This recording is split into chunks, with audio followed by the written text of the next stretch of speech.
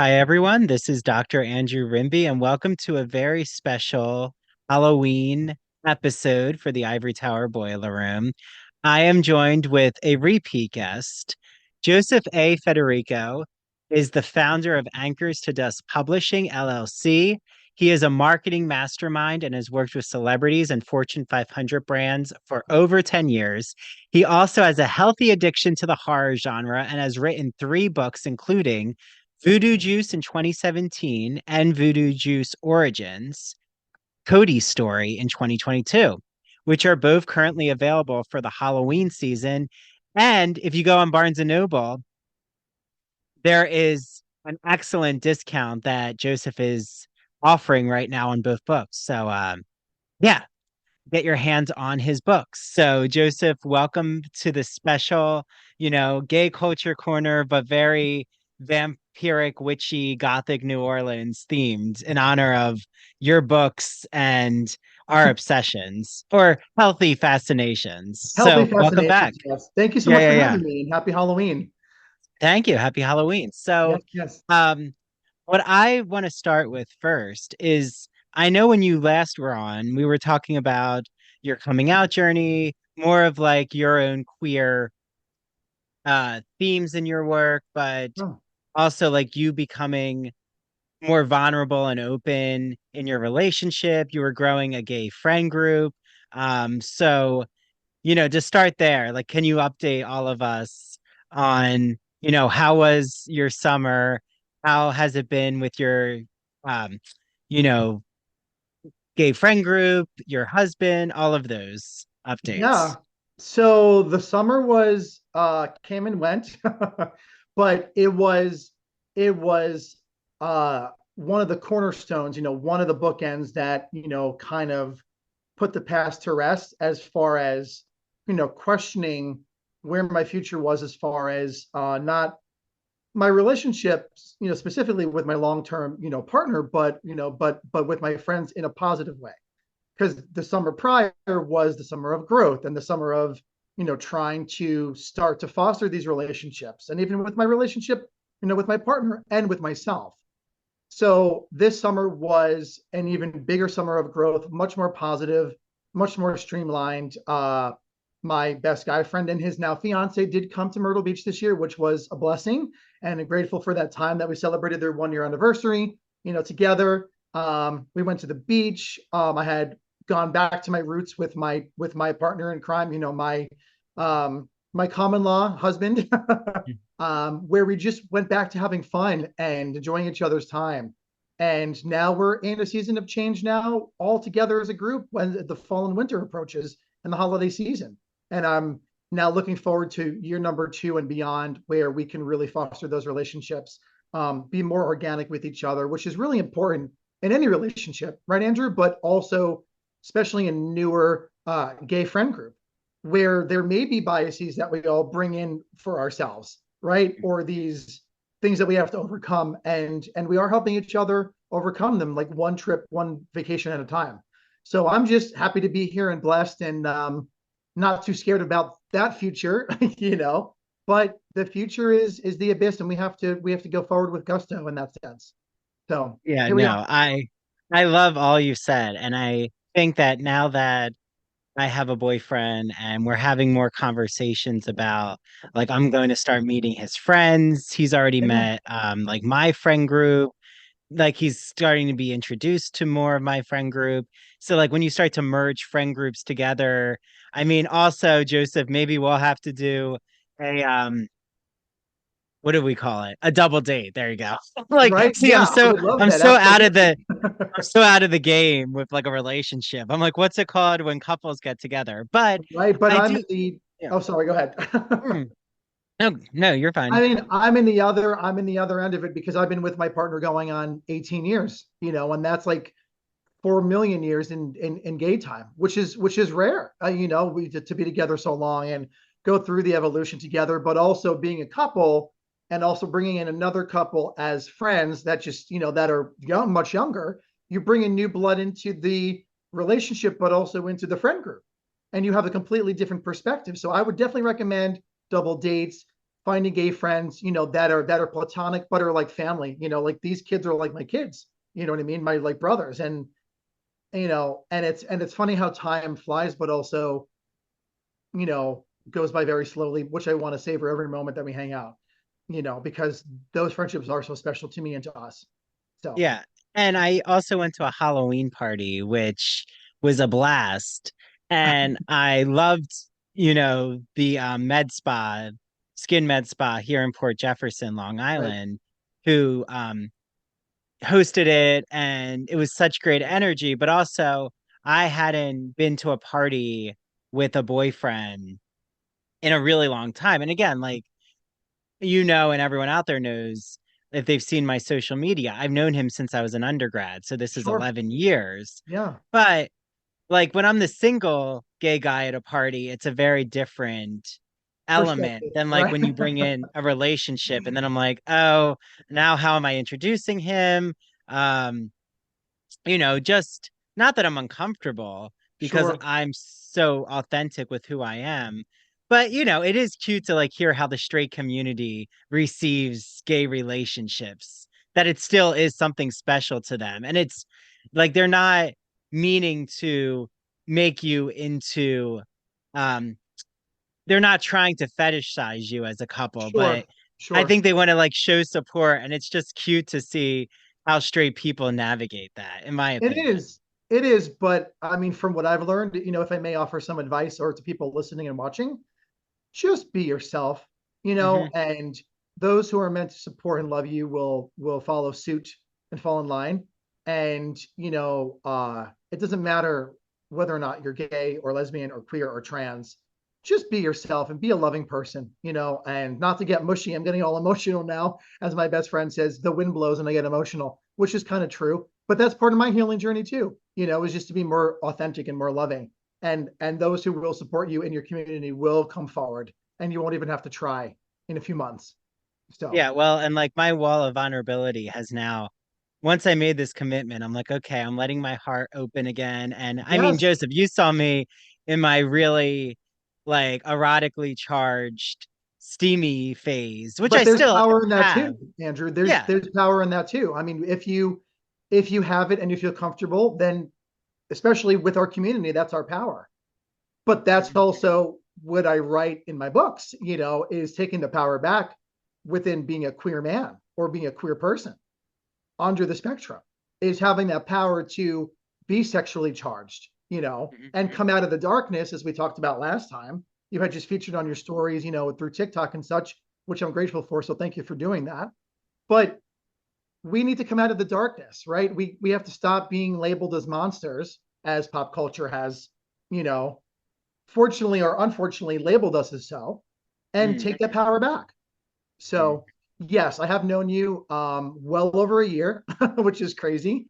And we're only getting to our second podcast. I hope there's many more in the future, Andrew. But um, there's no shame in that. And Mhm. you did not show any of that with that phase that you had gone through. That's powerful.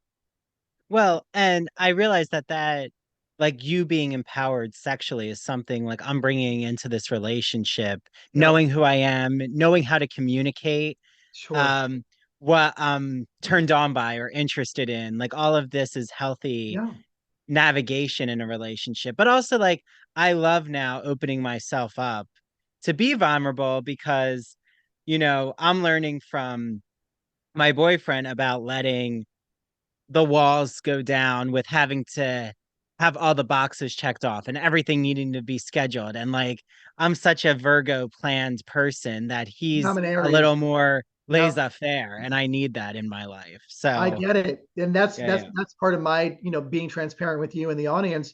My healing, with therapy, and also becoming more of my more authentic self every single day. That's a journey that's not linear. You know what I mean? And Mm, trying to, as an Aries, trying to let things just fall into place. Not planning every second with my partner or with my friends, or my new gay friends. And as much as I want to see them, sometimes it's more rewarding that I've witnessed in the past, and I'm re-entering this phase of trying to let things go and just see where things fall into place, maybe so much better than you had ever imagined. So I would recommend that too, but just take this relationship just one day, 1 month at a time. and just enjoy the newness of new love. So Yeah, and not to have um expectations of where, like, something I'm learning is just being an everyday, living every day in the relationship, but I've been doing yeah, this for a while, meditating in my own life and, sure.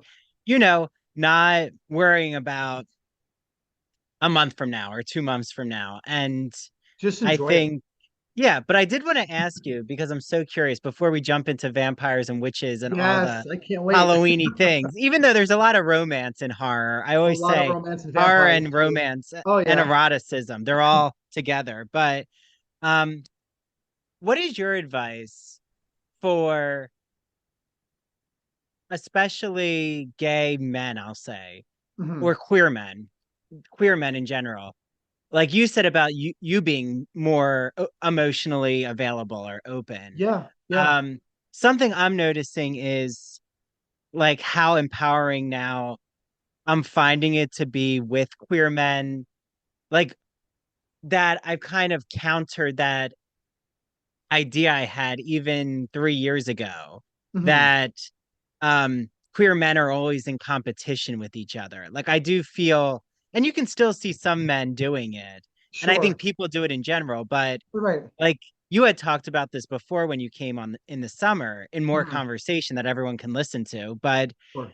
what's your advice for not only friends, but like letting go of that need to compete or need to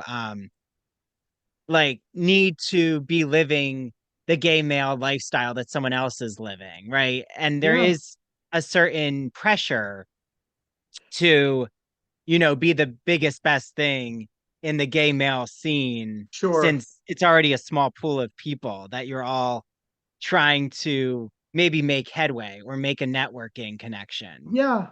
I have a lot to say on that, which could be a completely different episode or a special bonus Yeah. feature for the Maybe we'll do website. it in the winter, but yeah, yeah. Yeah, but as we're all hibernating, right? And Mhm. trying to not put on those holiday pounds. But I digress because I will say this: when I started dating Matt back when we were 22, there was a lot of pressure in the clubs because we weren't club heads or club kids. We liked going out literally, maybe making out in the corner, getting some drinks that we couldn't really afford, at the local, well, and really to just hear music and dance and to have that outlet of being ourselves. But there was a lot of biases that were floating around within the club itself because I had been single up to that point, and I had only been really freshly out. And that's just my story. Everybody's coming out and journey into themselves is different, Andrew. Oop. But I will say this. Um, you know, I had to battle that um, by feeling I had to be more catty, right? Back then. Or, everyone's like, well, you have a boyfriend now and you're married, you're not coming out. And I was like, can you relax and be happy for my relationship? Just because you maybe, and this is maybe it was coming from a place of being more judgmental back over 10, 15 years ago. Not so much now. This is just in hindsight. I felt because of the community being so catty and being so clicky, I had to, take my claws out and react, to that to counteract that negativity that I felt I was receiving. That's in my relationship now. Being with my partner, my common law, literally my common law husband, going on 18 years. Now I try to be as cool as a cucumber as far as if people do have something to say, which is very few and far between all these years later. But as far as friendships are concerned, I never felt in competition with my best guy friend, his now fiance that has become family. And we aren't swinging our what's around, and we aren't putting our. I mean, yes, I do have my witty banter with my best friend. You know what I mean? That's because we're like brothers and we're like family. But I've never felt in competition with his fiance or my partner with our other friends. It just kind of this was so necessary for us, and we've had these conversations, and we continue to have these conversations Mhm. on why having gay friends is so important. Us being the older gay men versus the younger gay men. Again, as I had said before, you bring different blood, new blood, new perspectives into the relationships. which you also carry in, into your romantic relationships. And that's how I interact different with my partner. I know that my best friend, he may, in a positive light, interact differently with his fiance, and then we share our perspectives and our thoughts and our gratefulness for the relationships when we're together.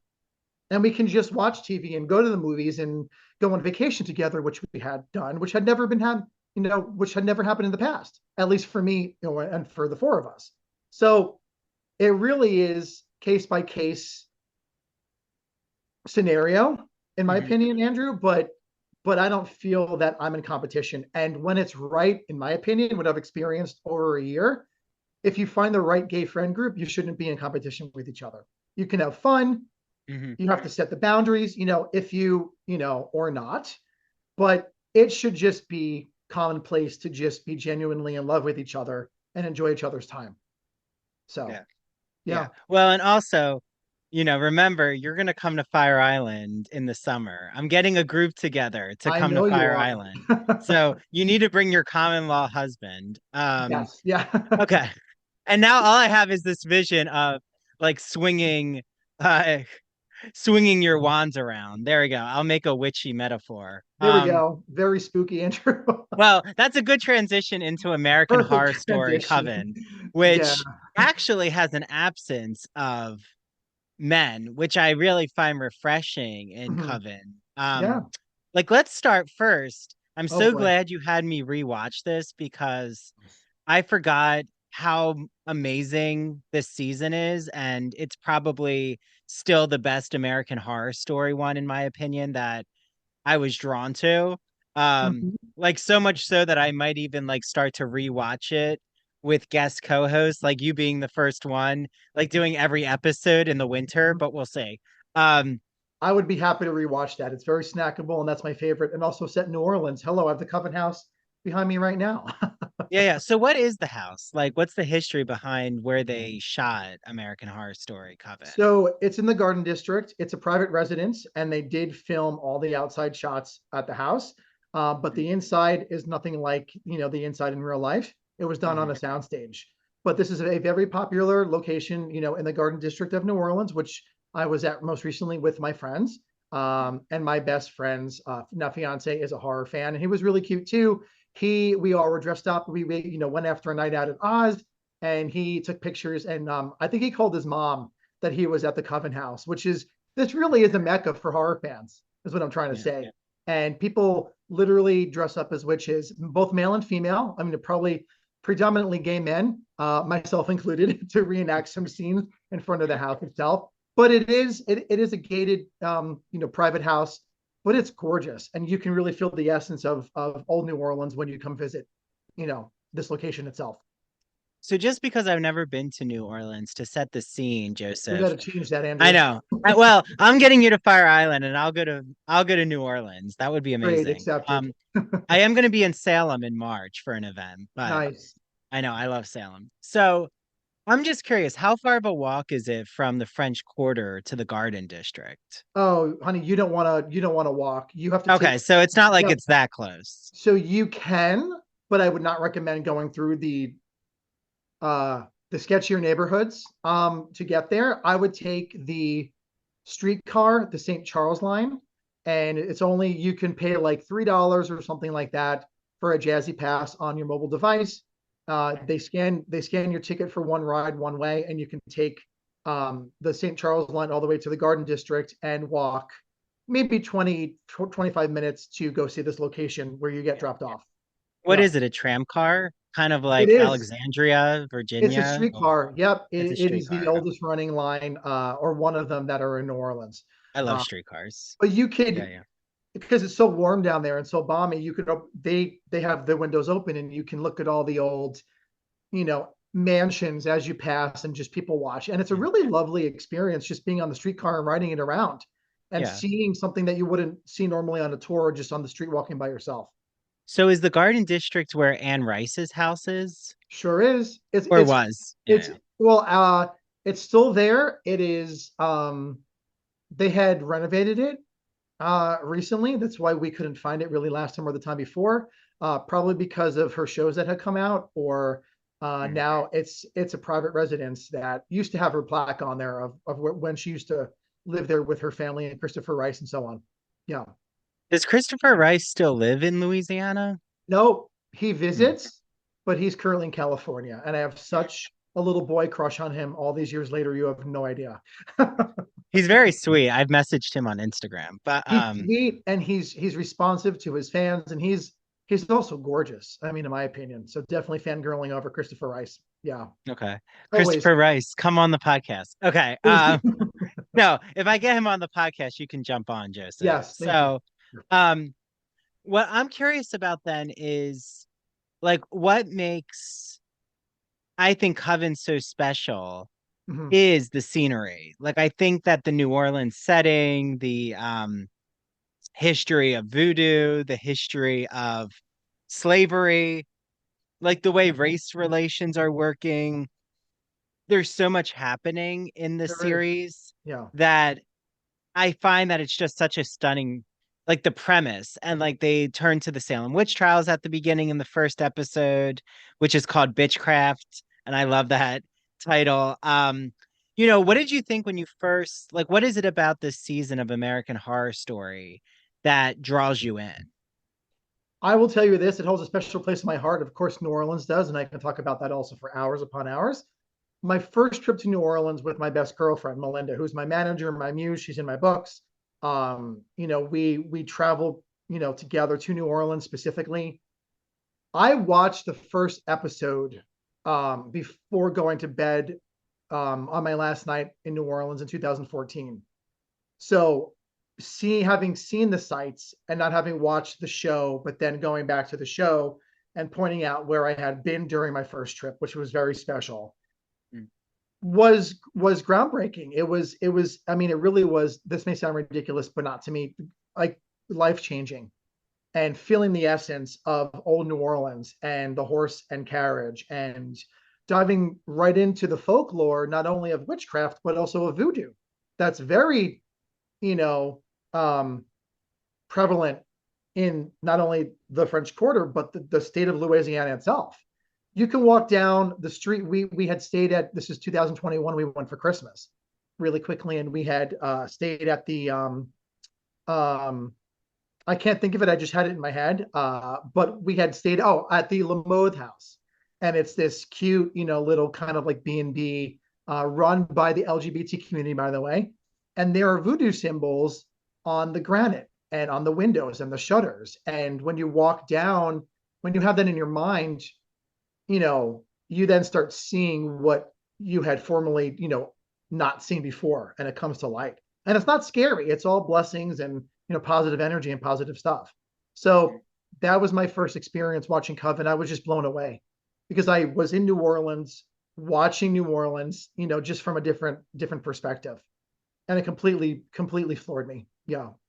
Well, and also the stellar cast. I mean, like behind me, I have the cover, the poster up, but behind me is the incredible Jessica Lange. And Sarah Paulson isn't in, maybe she is one of the bodies in this Right. poster, but Angela Bassett is incredible. Um, It was Laveau. Yep. yes. Kathy Bates as Madame, La what is it? Laurie. Yeah. Uh like So Gabri much history there, Andrew. There's so much horror and so much sadness around those characters too. there Even is. though the show is a work of fiction, I mean they wove the New Orleans culture very intricately and very uh, in a classy sense for that Yeah. show from start to finish. In my opinion, absolutely, Well, yeah, and even though I do like other witch TV shows and films, I feel like none of them have really um been effective at addressing race relations and like the oppressive elements of America's history, but yeah, also the bewitching aspect, right? Like Bewitched is all white, which is Sabrina the Teenage Witch doesn't do anything with no, race. no, Even a movie, oh, what is it? Well, Hocus Pocus, no, it's more the Salem witch trials, mm-hmm. but not like Tituba. It's the white, um, more Because like that's taking what's on this image of white witches. that's what's marketable. But Coven and Ryan Murphy and his team and the entire cast turn that on its head. And especially, in my opinion, as cis white males, and a lot of us are drawn to that in the queer community, really need to be watching shows like that, and also movies like we talked about last time, Antebellum. Being uncomfortable by watching these shows, and it was set under the guise of a an American horror story, but they wove several horror stories into one season with Well, Coven. and like in the Garden District, I'm assuming so many of those mansions are built by enslaved people. Correct. Yeah. So like how is that handled when you do tours, or do you feel like because New Orleans is such a richly cultural place with Mhm. the jazz, the Mardi Gras, I know for funerals, like the Black community has all these rituals and it's They like this do. beautiful celebration of life after It is a death. celebration. It is, yeah. And they second, Yes. which I've only seen weddings, and I was really excited that my special New Orleans crew did experience a second line wedding while we were coming actually back from the Garden District to go out back to Frenchman Street, our second full day together. But I will tell you this, Well, yeah, and I was gonna say, I guess my question is yeah, like, how much is the people of like those who, I mean, I'll say mostly the Black community and those who are white in New Orleans, how much is it like a intersected culture? very much so. But you have to let me start up by saying this. No tour, because you had mentioned tours, is the same twice. I would recommend going on different tours hosted by different communities. There's the Voodoo tour that's hosted by the African American, culture. There's the cocktail tour that is predominantly hosted by middle-aged white women, and I've befriended a lot of those people that have hosted those tours and have, been those docents that I wove into my works by getting those different perspectives, right? As a cis white male, it's my job to weave those stories into my works to share for the next generation or the next reader or fan, right? But I did go, and I'm not going to specifically say which location. I went to a very popular plantation, not once, but twice. And the first time I was just, again, I was floored, right? I was blinded by the beauty of the antebellum location and the columns, and the docents were dressed up in these antebellum dresses, and they had fans, and they really put on a show. But that's not reality, right? That's whitewashing and erasing history. And I have to call this out. So we went a second time. We had rented a car because there was this entire row, about an hour or so outside of New Orleans itself, and all the famous plantations that were in all the movies, 12 Years a Slave and Skeleton Key, are literally on the same block. I mean, it's a very long block because of these large, pieces of land and property. But we had purchased tickets on our fancy dress up day. We visited Laura Plantation, which I recommend is more sharing the truth behind history, right? It's a Creole plantation, very colorful, very dark history. And most of these plantations have them. But we went to this other location, which I'm not going to, you know, I will speak ill of, but I'm not going to say where it is, because I want everybody who's watching and will visit New Orleans to go there on their own and rediscover this, location. But my best girlfriend and I were having cocktails, and we had purchased tickets for the entire, tour, the entire day. And we had heard a tour group of white docents to white people speaking about how lovely the enslaved, lives were on the plantation, completely whitewashing everything, completely lying to their faces. And my friend and I were quite literally cringing at each other and thinking, this is really strange. But the stranger part, Andrew, is there's actually a foundation that allows this to happen, and they're ancestors of the former plantation owners. And that's where we get the whitewashing from. So there's a lot going on that's untruthful down, especially at these plantations in Louisiana. And we need to read, the true histories, experience it for ourselves, and Yeah, take what these tour guides say with a grain of salt. It's all for entertainment, purposes, but we really need to find the facts, get the history books out, or even authors by the ancestors of those who were enslaved, and read their perspectives, because exactly. otherwise then it's one-sided, and that doesn't do anybody good.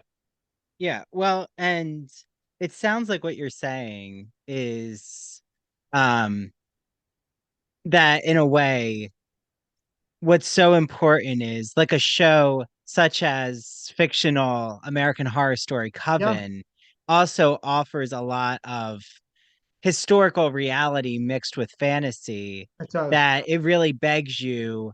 Ryan Murphy wants you to really investigate primary sources like slave narratives or even Mm-hmm. different Gothic novels. Yeah, And like, I think it's why it's so important to find a mixture of horror authors, right? Like, everyone correct. has a different perspective. And, um, like I was in the library recently and I need to get my hands on it. Um, but the creator of Get Out, oh gosh, Mm-hmm. why am I losing his name? Um, Can't think, it'll but come yes, to me. I know the film very well. Yeah, yeah. But he just came out with um here, wait, I'll find it real quick as I'm talking. But he just came out with this really cool uh black author anthology of horror. Mm-hmm. So Jordan Peele. I didn't Yes, even look yes. it up, but it came into my mind. It's called, just for everyone out there, it's called Out There Screaming, Mm-hmm. an anthology of new black horror. So I need to get my hands on it. Um, but what I wanted to ask you with Coven is what is it about how what the witches go through? Like whether it be like the voodoo line of Angela Bassett's character, like whether it be more of the Jessica Lange, her narcissistic ego, Yeah, like driven by beauty. Like her and actually Kathy Bates's character have very similar. Their similarities is around beauty and their image there and is. Yeah. exploiting people around them. Um, like I kind of am just questioning the more I'm rewatching every episode that I Mm-hmm. haven't seen since it came out is how closely aligned to evil is Jessica Lange's character and Kathy Bates? Like, are they both oppressing the people around them? And like, what's the scale of murder, even if you think someone deserves it, is that still excusable? You Well, know? here's the difference between Fiona Good and Lala Ree, right? Yes, they're very similar in the sense of they, wanting their vanity, and will stomp or murder anybody that gets in their way, whether it be in the past or in the present of when the show takes place. But in my opinion, Fiona Good is inherently evil because she literally went to Papa Legba to sell her soul Mhm. and to become this immortal character that would still have cancer, and but she just wouldn't die, right? She would literally try to kill the next Supreme, and for however many generations she could keep that up without getting caught, even by wiping out her daughter, who winds up being, spoiler alert, the next Supreme. But somebody like Lalaurie, right, didn't have a choice. She became immortal because of Marie Laveau. So Mhm. I think she's less evil. She was just had a really crappy, deck dealt to her when she was younger in the 1800s, and she just didn't know any better. So I think she's less evil, in my opinion, than Fiona Good. Fiona Good couldn't care less. She wants her vanity. She wants her coven the way she wants her coven, and she wants all the power in the world because she's the current supreme, or was. Yeah. So that's my final answer. And I've actually never thought about it like that till my organic answer just came out. So thank you for questioning that No, well, that's what we're here for, level of is evil. to I have know. enlightened moments together. Yeah. But I also was curious, the sense of female empowerment. I think this is what I'm so drawn to in this Mm-hmm. um the narrative of Coven is like how different each of the women are, the young women, like even Sarah Paulson as Cordelia, which is like one of my favorite characters that she's Hmm. played, Sure. um, is how each of them have such different personalities, different motives. Um, Emma Roberts' character is was a movie star, which is very interesting because that's her character now in Delicate, which is actually Hmm. based off of a novel, but which Coven isn't. Not to my knowledge. I don't think Coven is based off I of don't think it is any either. No. source. Okay. And I have feelings about Delicate right now, but I'll get into that later. um, just that it's not as riveting at all, in my opinion, as Sure. Coven is. Sure. Have you seen Delicate? Not yet. Mm. Nope. I'm holding off for a while. Yeah, it's putting me to sleep. Uh, That's but I know, but I am excited to see American Horror Stories since Lisa Rinna makes an appearance, and yes. Yes. yeah, I think she's in the Tapeworm episode. So we'll see how that is. I think that might be better because it's like much more packed Much more snackable. together. Yeah. Yeah. For the Yeah, Halloween. yeah, yeah. I love it. Snackable. I like how you make that's your hard-hitting TV that you can Yeah. digest. Exactly. Okay. But the sense of female empowerment, like why do you think it is so important that women are the center of the witch narrative rather than bringing in men as witches? Like, but that's like a tradition though, right? There's wizards who are male, but there aren't really witches who are men. Or warlocks, but men Yeah. can be witches too. But specifically, yes, they were also, when Fiona eventually does become, the supreme. I mean, sorry, when Cordelia becomes supreme at the end, and they're talking about, coming out of the shadows, right? They're really talking, at least in my opinion, to the queer community and also gay men, because we're inherently, at least most of us coming out, were drawn to women when we were kids, or coming out as young adults. So they've always been our protectors, right? At least Mhm. again, in my opinion, my circle. And that was an interesting, kind of call out and kind of a little wink to the queer community and gay men especially. But she also said, you know, you're safer, you know, in numbers, and you're safer not in the shadows. That Mhm. means it's okay to come out, right? So the woman of the coven literally are changing the entire, history of that coven in particular in New Orleans, that had a history of leaving Salem back in the 1690s, right? So I really think it's about women just being protectors and women being the givers of life, and that make the world run better. And that's what that season meant to me. Why, yes, there were different personalities and personas and different levels of powers, but the power came within, and eventually they all protected each other, which is also, woman can also protect gay men and the queer community. So it kind of all came home for me. This I just watched it for the 10th time again with my partner. We watch it, right after summertime, kind of the kickoff to the fall season. And I've watched it many times, and you pick up a lot of different things with each watch as well. Yeah. Yeah. Well, and it's very different when an apocalypse, which I love when um the Coven cast makes their reappearance in Oh, that was the best Apocalypse. part of the season. It was.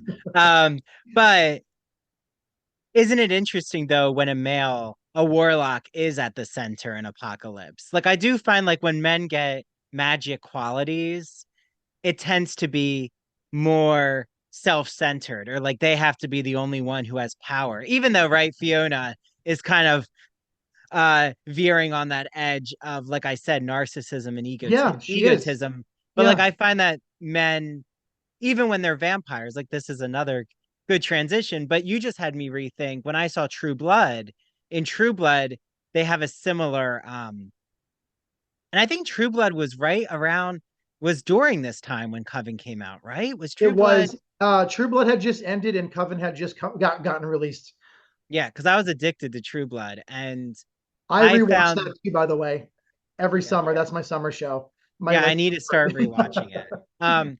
But I had found there was a whole call for vampire rights, and it's kind of exactly like what happens with the Coven narrative of like we have to come from out of the shadows, and have the society and public accept us. So you're right. Mhm. It is like a coming out of the closet It narrative. is. I mean, even in the introduction, in the credits of True Blood, they pan across a sign, no fangs allowed, or God hates fangs. Mhm. I mean, that's blatantly obvious that there's definitely a queer subtext to the show itself. And there Well, and the certainly was a show, and it has so many like queer same-sex moments in True Blood oh yeah, and very between the well male done. vampires. Very well done. Yeah, and I'm trying to think. So like as we transition from this to Interview with the Vampire, Oh my like gosh. how do you find the queer elements in Coven? Like is there anything you like between the women? Do you think queerness is I mean Ryan Murphy is openly gay and you know, has a lot of just queer imagery, but is there Yeah. like anything that you're drawn to that you would describe as queer in Coven? Something actually negative where uh Cordelia is blinded again, and they have to go look for one of the witches that, was put away by one of the upcoming, other witches in the coven. And um I'm drawing a blank, but this particular younger witch was poking fun at lesbianism towards Cordelia. And that's the only thing that I really recognized that was really queer focused or queer centric in that one scene where she called her out because of her actions because she was blind and she went to go maybe touch her chest or something inadvertently. And the younger witch made fun of her for that. She's like, "Oh, are you turning into a lesbian now? Or you like girls now?" And that was a little bit had a negative connotation in the scene because she was a bitchy character towards Cordelia. But other than that, I didn't really get a sense of even, well, maybe some I bisexuality. mean, we do get Leslie Jordan, the late great Leslie True, Jordan as a true. He witch. was Well, he is a amazing male as witch. Yeah, Quentin. yeah. Yeah, he was good, but that was just kind of, I think, tongue in cheek for the comedic relief of that scene or for the season itself. He was only, Yeah. in a few of those scenes throughout the season. Yeah. I But mean, I feel like even, this, oh, go ahead. yeah. I do feel like the Stevie Nicks and Misty Day. I feel like Misty has a real like queer fluidness about her.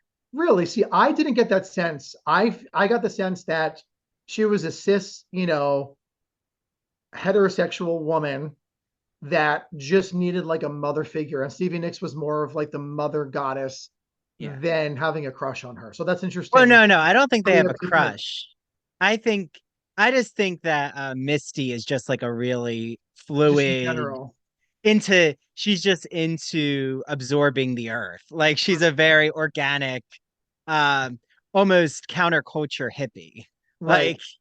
Like um that Okay. she's non-judgmental. That's probably Right. what I would say. Right. But Where also there's yeah, that bisexuality or that lesbianism between Zoe and Kyle, and I'm drawing a blank on the other, which is name, where they were sharing Kyle for a while until Zoe said that she loved Kyle and vice versa. And then Kyle became the butler. So there were oh, okay. scenes where they were sharing Kyle for a while, Yes, who yes, is yes, yes, who yes. is the Frankenstein character in Coven as well. So there's a lot of Mm. different folklores, of the horror genre, even queer, horror that were woven into Coven that I loved at the same time. Yeah. And I think the whole cast is just so well suited for their roles. Like Very well that's suited. where I feel American Horror Story, the first two seasons, they had found like the actors were in their prime. Not Sure. in their prime, but the actors were so well picked. And like Patty LaPone guest stars, I forgot about that in Coven. It's like As the Catholic neighbor. Yep.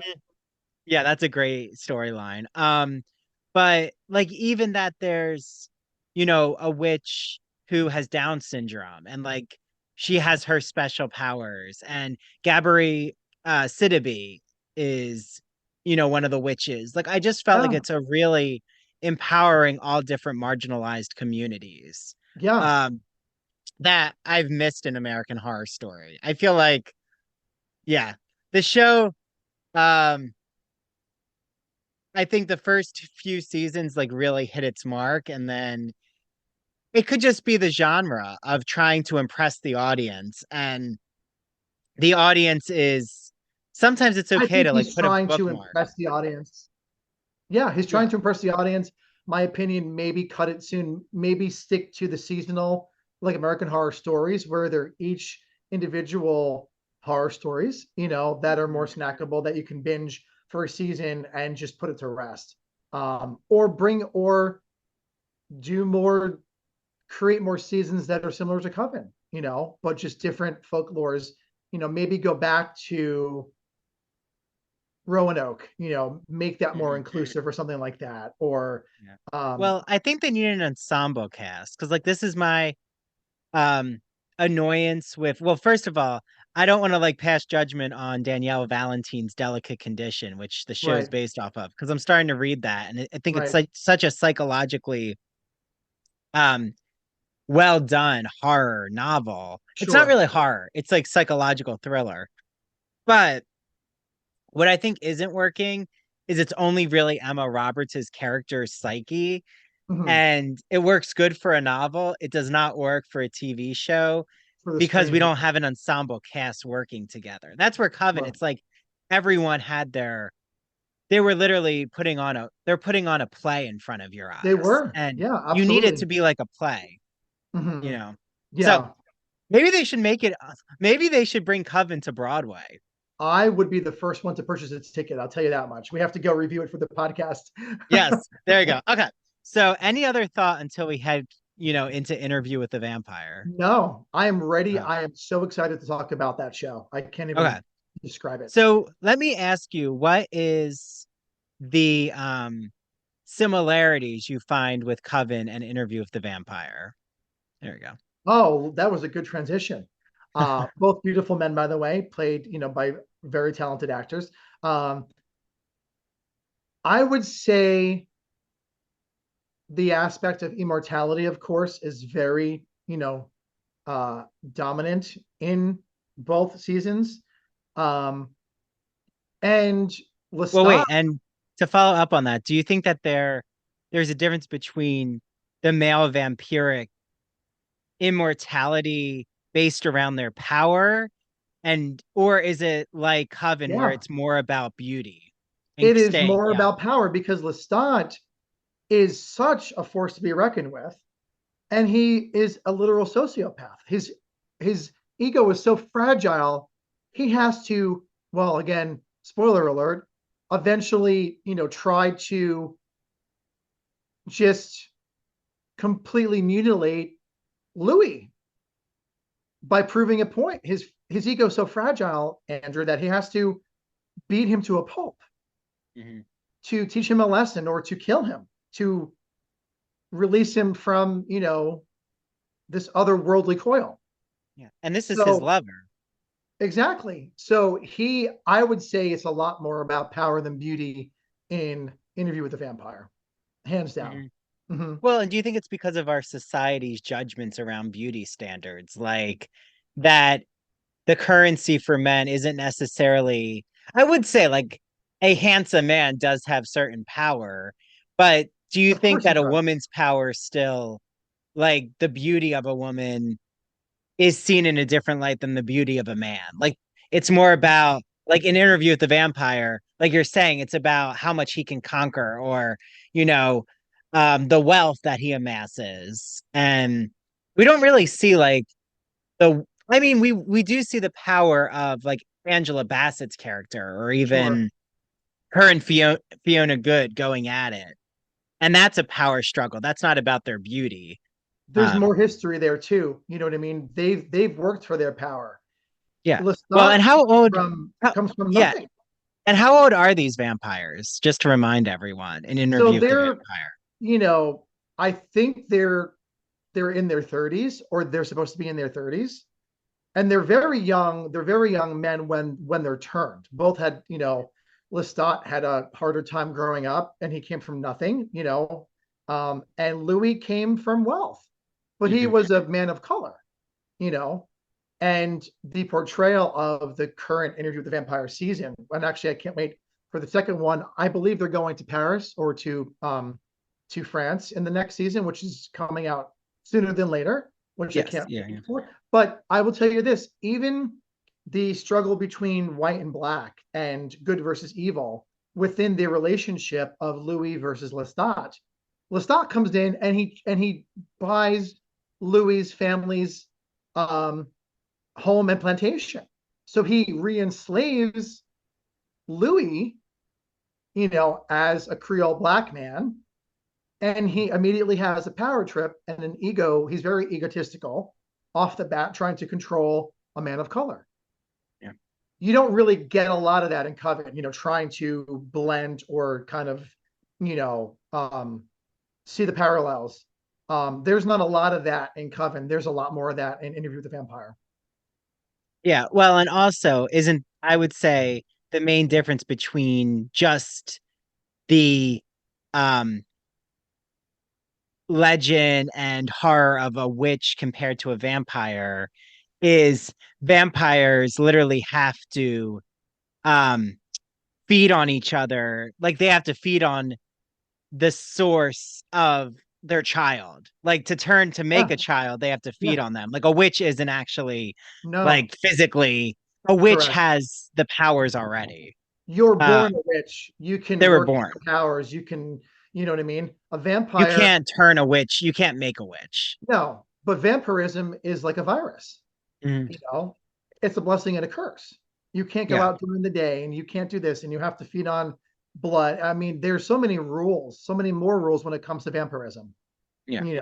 and Anne Rice originally did such an amazing job working out the new rules of what that would actually look like in real society. You know what I mean? Yeah. In Well, and reality. witches and vampires never get along with each other when they're in the same place, Right. usually. Right. I think, So right? Don't do we see that in No. Is there a vampire? I don't think so. not vampires, no. I mean, Mhm. there's this cult, of wannabe witches, but there's nothing. I don't think vampiric. Yeah. I think Ryan Murphy only did vampires when it was that dual season. It was in like Maine or something like that, and then it was about vampires in the community. And then he also did the second part of this season was about aliens, which was not my favorite season, by the way. He didn't do a very good job with either of those, but that's also a different story, a different Yeah. conversation. Well, I'm just trying to think, has there ever been, I'm sure there is, but a show or a movie where there's vampires and witches together? I'm trying to think. Well, I'll have yeah, to. in True Blood, one of the Oh, seasons when Marty, you know, she wreaks havoc on the town, and she's a witch. oh, The okay. body gets inhabited by an ancient witch who was burned at the stake by vampires during the Spanish Inquisition, I believe. So yes, correct. They do not get along, at least in folklore that I've seen in pop culture on television. Yeah. I don't know. Now I'm gonna be in my whole That's a like whole different rabbit hole episode. after I That's a get whole off with different you. episode. I am looking up. Apparently there's a book called Witches and Vampires. I have to add that to my Amazon wish list for the holiday Yeah. season.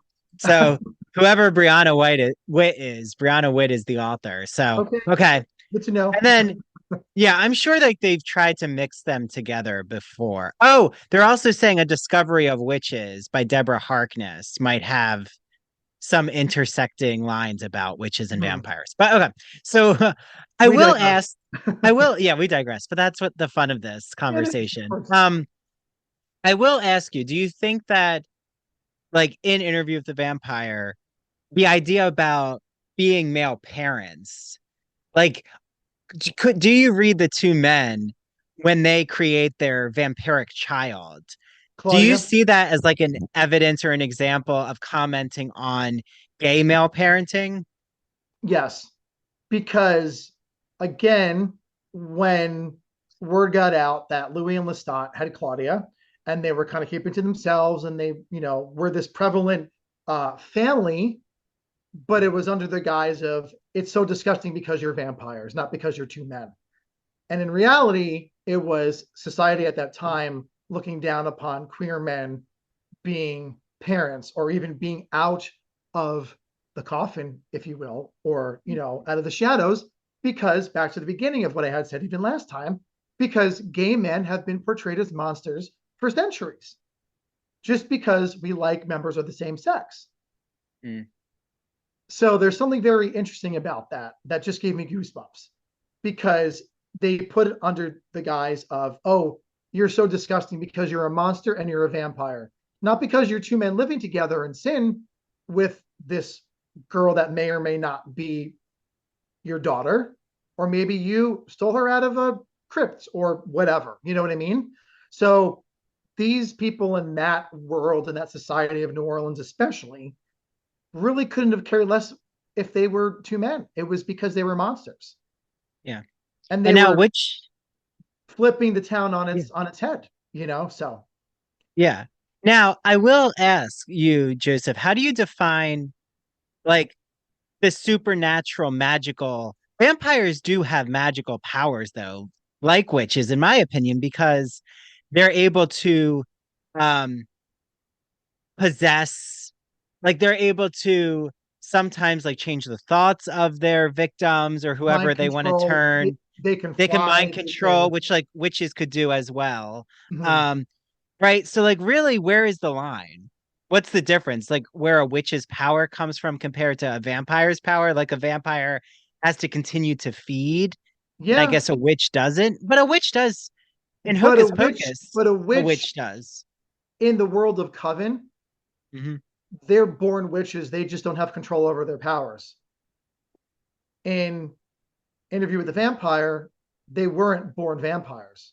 They Yeah. were they were killed and they were reborn vampires, but Yeah. also have to work on their craft. So maybe that's the similarity between the two, is they have to work on controlling their powers. But even Louis, Lestat told Louis when he's in the air about to attempt, to kill him, to beat him to oblivion, he said that not everybody, not every vampire can fly, for instance, when he's in the sky.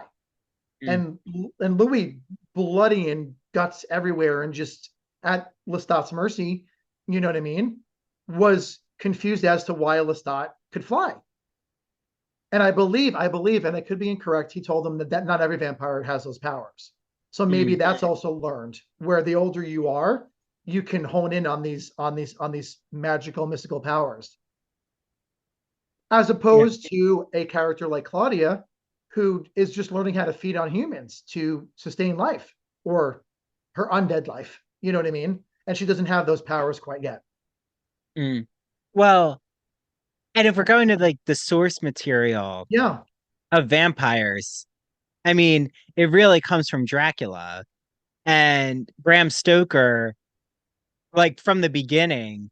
Dracula, when he feeds on Lucy, it's in a moment of sexual frenzy. Like it's as if the vampire is having sex with correct. Lucy, but in like some bestiality. It's like a beast that Mina sees on Yeah. Lucy's body. But like, I will say, vampirism seems more sensual and erotic, in my opinion, than like witchcraft. Like, Mm-hmm. witchcraft doesn't have to be sensual, even Well, though because you're, Emma Roberts loves the yeah, sensual aspect of the neighbor. But yeah, because a vampire's fangs protrude through their gums when they're ready to feed, right? Which can translate into someone's about to have some kind of sexual relation with another person. You know what I mhm. mean? And Like you're reading it as a phallic marker. of course it is. I mean, Yeah. Is you that why grow there's more fangs, male vampires, you think? absolutely, especially, why I think, and also why I'm writing a gay male vampire novella as a third part of the Voodoo series. Yeah. Oh, that's so exciting. It is literally about sex. It's a phallic symbol. You're protruding someone else's skin, right? You're puncturing someone else. You are literally entering another human being in order to Yeah. feed off of and sustain your own life, right? Yeah. Well, you However know how many random. people are cosplaying as vampires in the bedroom? I think more are getting turned on by that than being That's witches in the that's bedroom. sexy as hell. And to be perfectly honest, if we're really going to be transparent, there are also adult novelties out there that are of the vampire sense, both for well, for both sexes. You know what I mean? So there, we definitely have uh romanticized vampirism even more, but we've also fetishized it at the same time, Yeah. I'm especially trying to now. imagine what toys you're talking about. It's just like, what are you We can go offline discussing? and talk about those at a later time, Andrew. But I'm I'm just, like, this is the real me, and I just know these things, yeah. for I'm research like purposes. going So through a Rolodex in my mind of what kind of toys these could be. Okay. I'll text you But later. It's fine. text me later. I need to figure that out. But I will say that like as we, you know, wrap up the Halloween special, which this has been Yeah. so fun, Joseph, is just like what is it in um Interview with the Vampire? Like, do you find, because I know what draws me into Anne Rice's, like when I first read the novel, but like every adaptation, even the Broadway musical Lestat that like didn't last a while, but I find Right. fascinating, Right. is the like queerness, is the like blending of the maker, um like the maker kind of losing control over the one they've made, or which is kind of like Fiona does connect to Coven, where Fiona is like so True. scared that the This new Supreme is Supreme rising was up against her. rising that she felt that she had to kill her. But I don't think that was necessarily the sense with Lestat versus Louis. I Mm, just think he was so jealous of maybe more of his freedom or more of his money or the way he held himself, as opposed to, or how easy it was that his spawn, had it much easier than Lestat did growing up as a vampire in his mm, vampire sense. You know what I mean? But there's also that uh maybe jealousy or that somewhat of like an Oedipal, complex, mm. wrapped in vampirism, especially in this series. Well, and isn't it so? I mean, what upsets me though, because it feels so humanistic, Interview with the Vampire, like that's something that you're But bringing to that's the my draw, attention. Andrew. That's what makes watching it so heart wrenching. Well, that's why horror's Literally, a when great genre. I mean, Yeah. it's an amazing genre, but when Lestat turned Louis in the church, I was literally crying in my living room. That sense of fear, but the sense of love and wanting to create another vampire being and wanting to find a lover, right? That's your child, but that's also your brother, that's your lover, whoever they were to each other. That's Mm. that's romance, and that's why horror can be so romantic at the same time. And Well, what to my books. and a Yeah, question that like I want to I'm sure you reflect on in your books is exactly the one that Anne Rice reflected on and I think is just done so well in this new series. By far the new series is better than the movie in my opinion. But yeah, yeah, uh because the queerness is not really present in the movie. And a strong like romantic projected way of thinking about their sure, interconnection. But like, how can someone that you've shared intimate time with betray you like that? I mean, right, that's what I think is so mind boggling to me in Interview with the Vampire. Like that you would harm someone you care so much about.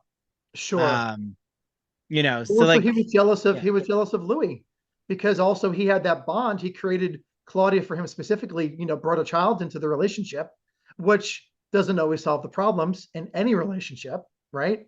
Just my opinion, not being a father yet, but I would like to be someday.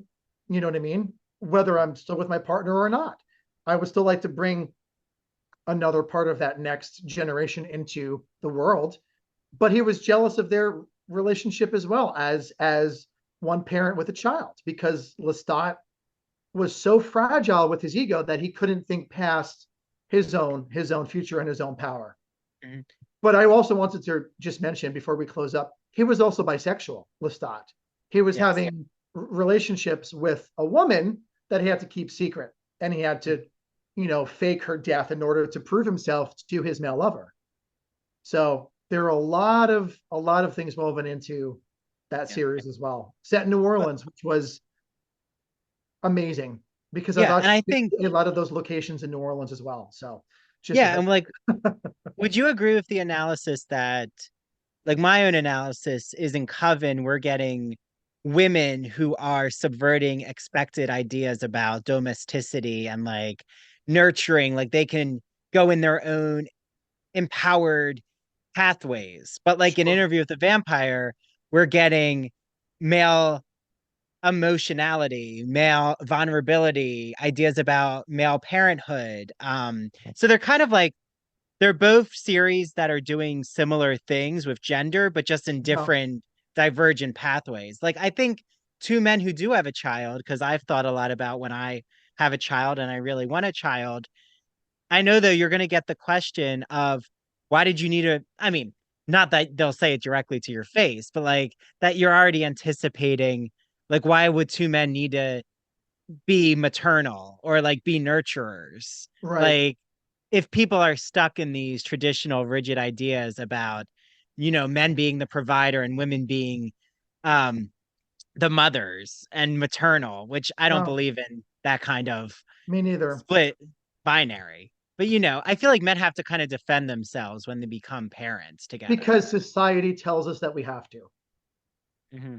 But we have to watch shows like this and read, and the creatives like myself have to break down those boundaries one page at a time and one show at a time to break down those barriers and those misunderstandings, you know, in order to we need a revolution just as human beings, especially in this country, you know. So that was beautifully done. But again, it was under the guise of because they were monsters, not because they were two men having relations in the bedroom, feeding off each other and having a child magically. It's because the queer people, have been painted as monsters. And I also struggle with that in my works, you know, in my healing. That's why I write the characters the way I do, you know, in order to push those boundaries every page, every word that I put down into my works. Yeah. Yeah.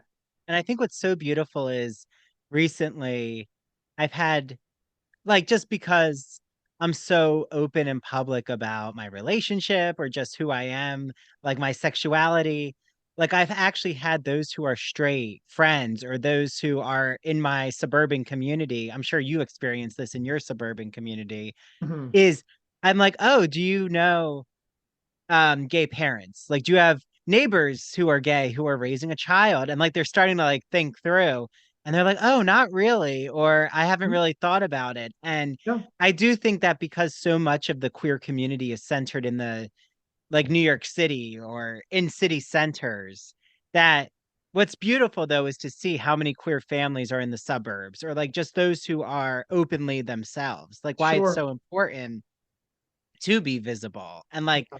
to have works like yours, that you promote Joseph in such a public way is Yeah. important. So like, you know, But it took me a long time to get there, Andrew. I mean, that's pretty recent for me and has a lot to do with, my healing journey, my transformative past year and a half, and also my very close and dear gay friends, allowing me literally having conversations and breaking down those barriers and saying it's okay to be yourself. And then I'm like, well, hell yeah. And I'm then going to continue to at least try to be a light or a beacon or um, a support system to those who don't have a voice. yeah, lightning rod. And that drives me to be even more myself in my works on social media with my clients and even in my community. Yeah. That's Well, truly and I important to think me.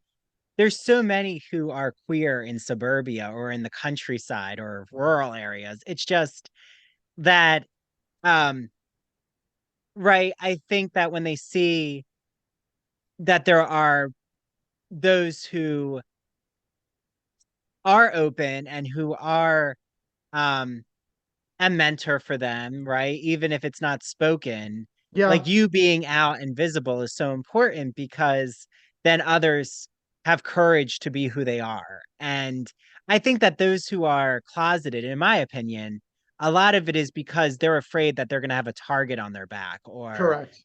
they're going to be judged by the local community and they don't know how people are going to Right. communicate with them. Especially, I think if you're a man, you're nervous about how your male friends are going to react, or like, are you going to be accepted into the sporting events or continue to be gym buddies? And that's why I think I can say to everyone out there, if you are experiencing those questions when you have such a strong community of gay male friends, like, you can all turn to each other. And like, I'm that way though, even with my straight friends. Like, I don't know if you feel the same way, Joseph. Yeah, I feel that, as we had talked about to draw this all together, this crazy, intensely amazing conversation that we had today. As far as Coven's concerned, yes, I had a lot more female friends growing up, even now. You know what I mean? I had male friends in high school and college, and they kind of fell by the wayside, not because of me being a homosexual or queer. It's just life is the way it is sometimes. Mhm. People kind of fall by the wayside and you grow in different directions. And I believe that's healthy, as sad as that may be, but that's the human condition, right? That's the human part of who we are. But I don't feel in any shape, way, or form in any kind of competition with my gay male friends.